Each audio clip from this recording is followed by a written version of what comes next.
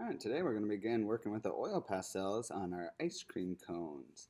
I'm going to begin demonstrating just with a chocolate cone. So to begin, I'm going to need my brown oil pastel.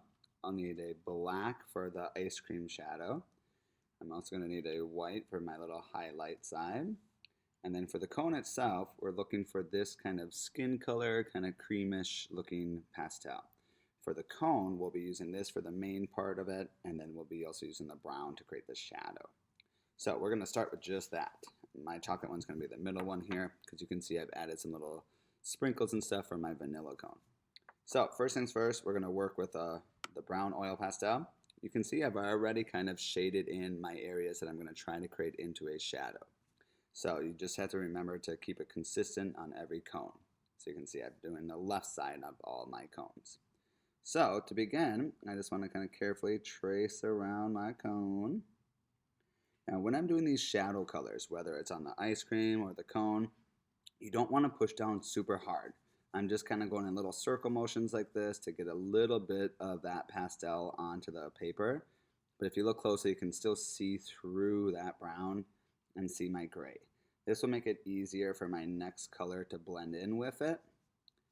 And it just will kind of come together a little bit quicker for you. If you push down too hard, you're going to have to use a lot more of the next color to be able to create the shadow. So again, I'm just kind of lightly going over my cone in those shadow areas. Then I'll kind of use the tip of the oil pastel to just trace over these texture lines. Some of these lines will re-go over afterwards. It's just kind of a good to get them on there right away. Okay. So now I'm going to move to my cream color, and I'm going to just start doing these little circle motions to fill in the rest of the space. Now I am pushing down kind of hard. And if you watch, you'll notice it will be lighter in the normal open areas. And then as I start to go over the spots that I put a little bit of that brown, it's going to kind of magically create my shadow area on my cone. And this takes time. Don't go too fast. You really want to make sure you get all the gray spots covered up. And then when it comes down to here, we are going to redo these texture lines, but I kind of like to try to stay inside each little kind of diamond space as I color it. And I'm just kind of doing these little circle motions again, and I'm letting my oil pastel touch those brown lines to get a little bit, to create a little bit of that shadow that I'm going for.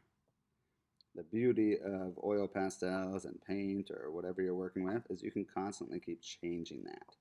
If it looks like I need to make a spot darker when I'm done, I can just go over it with a little bit more brown and kind of blend the two together again. Okay, we're almost there. But you can see it kind of creates a really cool little reaction, and it really does work to start to create this illusion of form, like our cones are popping out. Now, this is optional. You wouldn't have to necessarily go back over these lines, but I think it kind of helps recreate that texture a little bit more. And maybe I'll just kind of recreate this little smiley face line there too. So that's my cone part. Now, eventually too, later when we come down to this part here, I'll create a little shadow down here too, probably using black. But there's my shadow for my cone. Now to the ice cream. Since I'm using brown oil pastel for my main chocolate cone here, I need to use a darker color for the shadow. So I'm going to now, once again, just kind of lightly push down with my black. I want to be able to see through it. And because I'm doing my shadows on the left side with this drawing, it's almost kind of like I'm creating like a letter C on my ice cream cone. Maybe I'll have a little bit right there too. And that's probably good.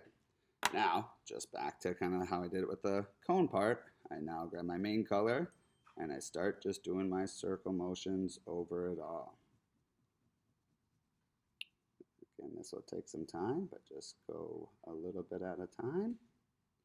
And once again, you can see when I go over the black part, it will start to magically create my shadow color. Now, with the vanilla cone, your shadow color would be created from your gray pastel. But then on your mystery flavor, you may have to practice a little bit on a separate piece of paper to figure out what colors work the best together. On my final example that I showed you earlier, I did a mint ice cream cone. And I discovered that dark green worked the best for my shadow color, and then I did the mint green on top. But I definitely tried a few different ones to see what worked best first. All right, you can see I'm just about done with my chocolate. And then I have one last thing I need to do. So far I have my shadow, my mid-tone color, like my main flavor color, but then I need to finally create that highlight on the opposite side of the shadow.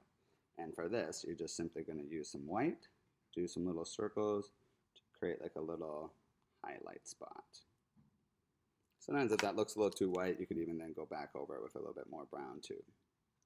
Remember, you're the artist. If it doesn't look right to you, you can keep making these little adjustments.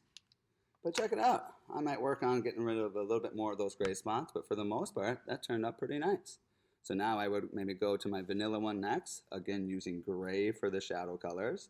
And then for my surprise cone, my mystery flavor, again, just kind of discover two colors or more that work well together, keeping that shadow on the same side and then the highlight on the other. Most of us will choose to just leave the background plain, but you may want to color in your table and or cone holder. Have fun!